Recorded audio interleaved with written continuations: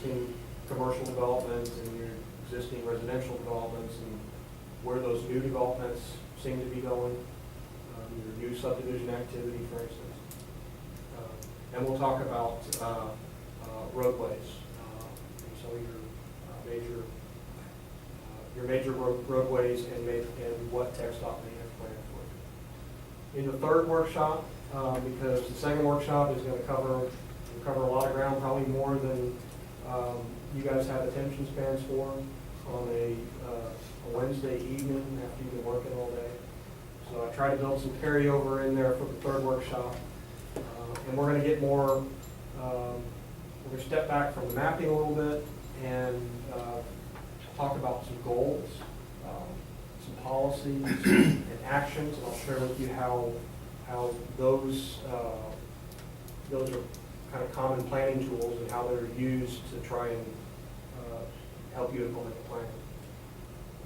We'll continue with the mapping. Fourth workshop, we'll be doing more mapping. We'll be talking about quantifying the land uses and making sure that we have the right balance, the right mix, making sure that we're incorporating new public facilities, facilities expansions, fire stations, police stations, civic centers, libraries, etc. And we'll continue with goals, policies, actions. And then we'll kind of finish it up with the fifth workshop. We'll pull it all together, the written portion of the plan, the goals, policies, actions, and the map. And those are the two components really that make up the future land use plan. Are you saying these are once a month or? Well, I'm saying to be determined because we need to, what I thought we needed to do was know if there's y'all have a regular meeting date and we want to try and stick to that regular meeting date. If we do this once a month, it'll take us 5 months to get done, and that may be too much time. That's what I was thinking. So we probably want to talk about collapsing it every 2 weeks or so. It doesn't have to be on a Wednesday. Doesn't have to be on a Wednesday. Wednesdays work for me, I can tell you. Yeah, Wednesdays work for me too because I work out of town. Okay? Then we'll do it on a Wednesday. But Thursday will work as well, so. Wednesday, Thursday works. It's hard on Thursdays, because it's a city City council. council. meeting, so- And Yeah, they we don't always wanna have steal an their thunder executive. also. So what I'll work with them is we'll try and go every 2 weeks with some workshops, and I think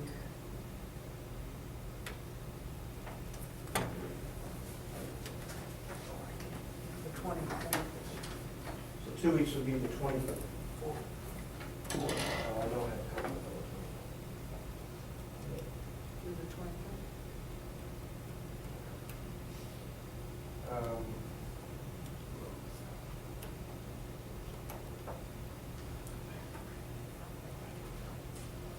I'm just going.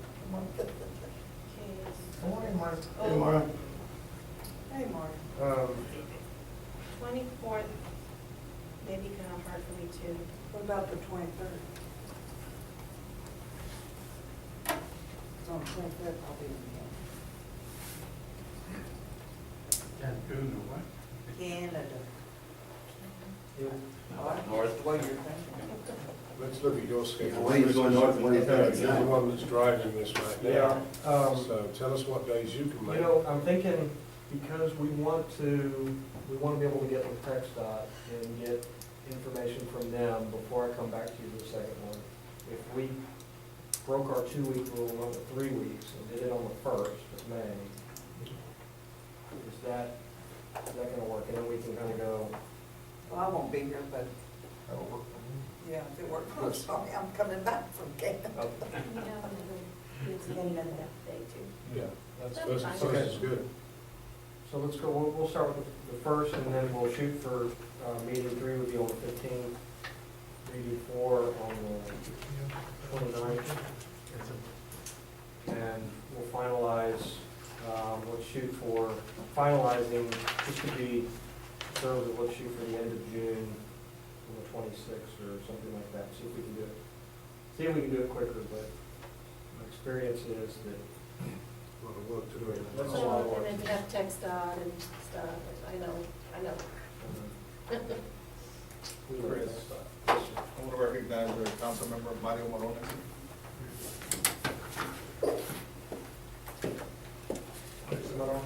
Nice to meet you, Chris Stewart.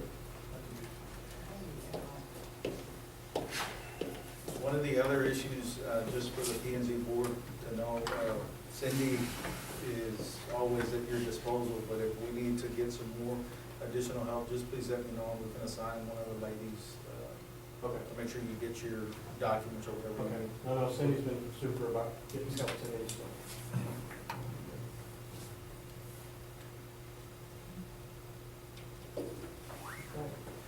So, that's good. I think that's a good schedule that gives us some focus, direction. We'll stop right there. Is there anything else that you guys have a question of me about? Anything you think that we need to make sure we include in what we're looking at? I have one comment. Yeah. Really goes to the list of things we discussed in the very last sentence was before we go to meet in 20 years.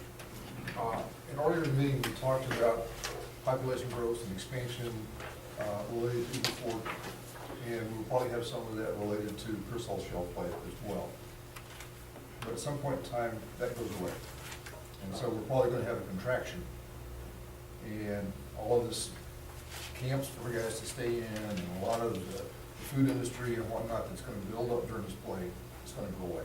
Our population is probably going to drop back. And so I think when we look at this, sort of in the back of our minds, we need to think about the 20-year time frame, because what's it going to look like when all of the growth kind of drops off? Right. What are you gonna do with, all of a sudden you have, 250 rooms vacant a night in your hotel system, and,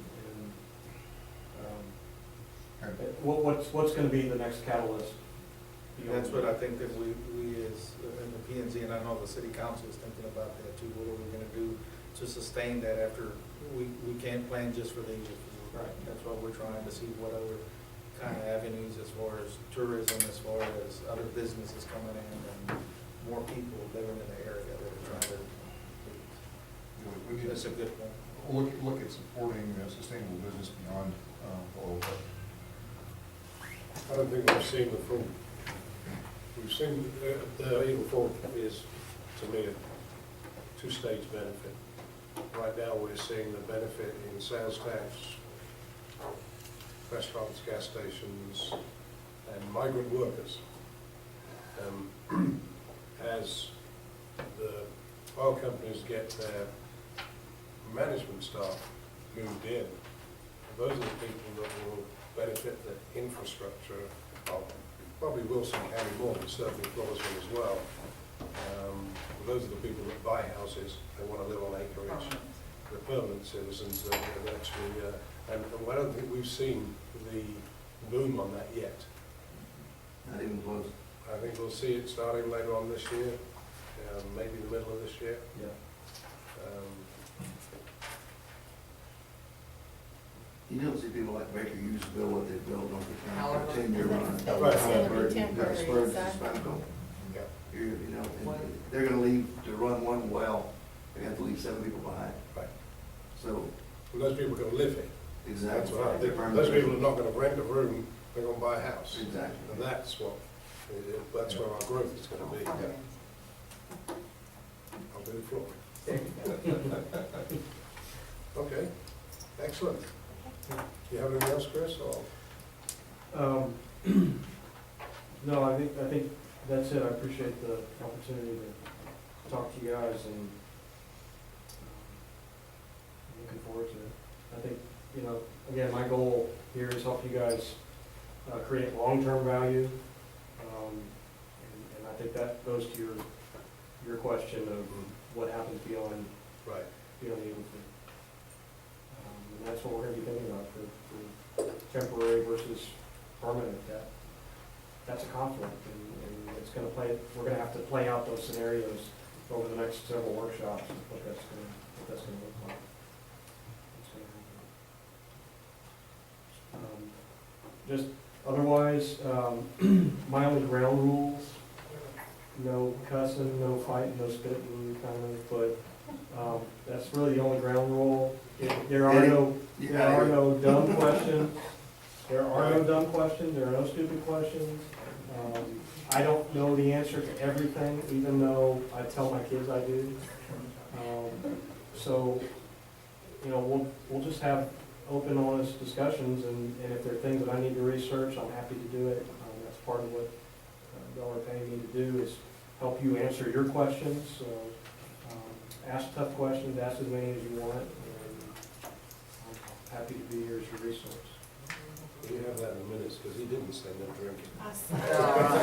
And did he say no gun? Well, I think the sign on the door said no guns. So. Yeah.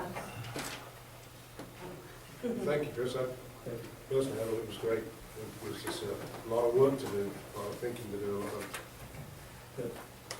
it's a mindset. Yeah, it's a framework, and we've just got to build out that framework as we want it. And I'll tell you where I think the law won't let you do something, or but I'll also try and find creative ways for us to do the things that we need to do to protect the community. I think we're extremely beneficial that you just finished up in Pleasanton, because I'm sure you encountered a lot of the stuff that we're encountering. Yeah, and it was, you know, it was a learning curve in Pleasanton, and they're behind the eight ball in a lot of respects. As I'm sure you guys are too, you feel that way, but you gotta take hold of your own destiny. And that's what Pleasanton's been doing, and I'm proud of them for that, and looking forward to working with you guys on the same. Okay. Thank you. Finish this part and then start in another 15 minutes.